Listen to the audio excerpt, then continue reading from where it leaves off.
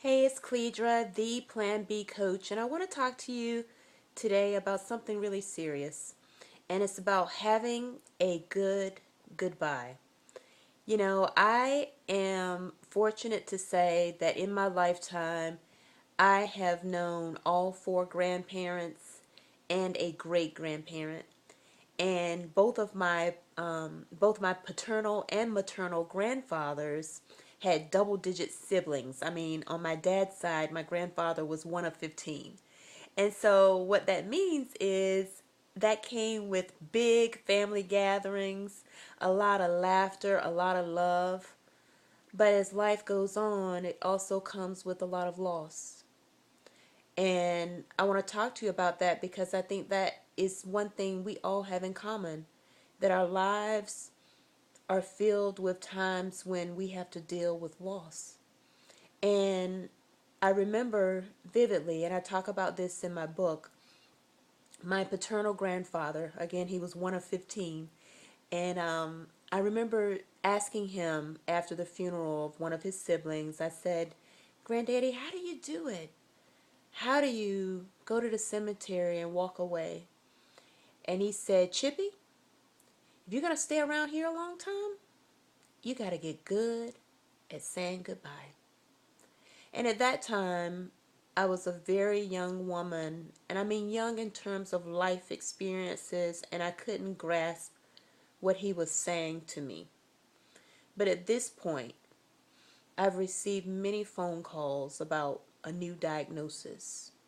I've received many phone calls that someone I love has passed away.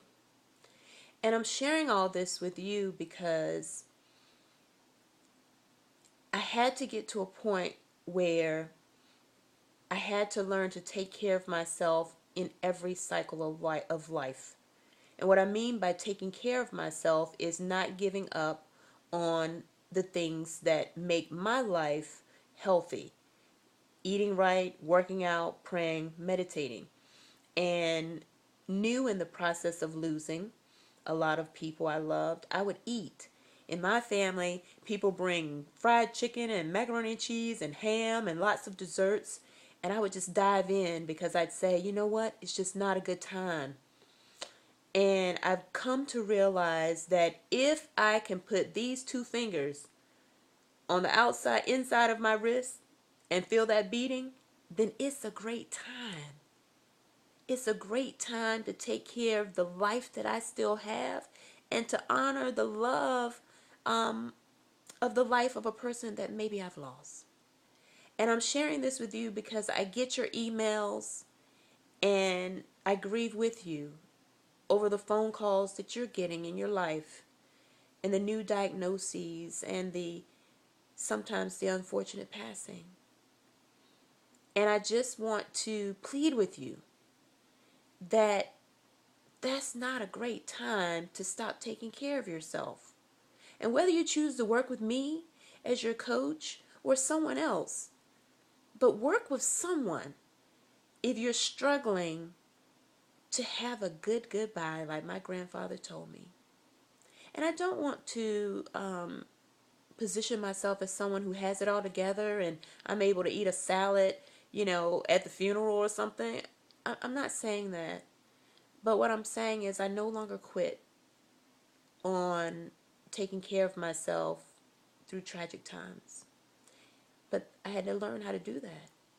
I had to learn how to have a good goodbye. And that is one of the many reasons I'm passionate about coaching it and I'm passionate about sharing it because I know the pain of the regret of eating my way through loss. It never felt good. And I can tell you, I also know the reward of not eating my way through pain.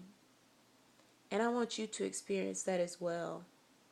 So, this is 4 minutes. Sorry it was so long, but I feel very strongly about this. I feel very strongly about coaching it because I know what it's like to not have the skill set and the struggle through hard times. But I also know what it's like to get the skill set. And I don't want to be the only one to have it. So, I hope you have a great day. I was going to say a great goodbye, but I do. I hope you also have a great goodbye. if that is the chapter that you find yourself in your current chapter of life. All right, I know this was a little heavy, but sometimes we got to do the heavy lifting. Take care.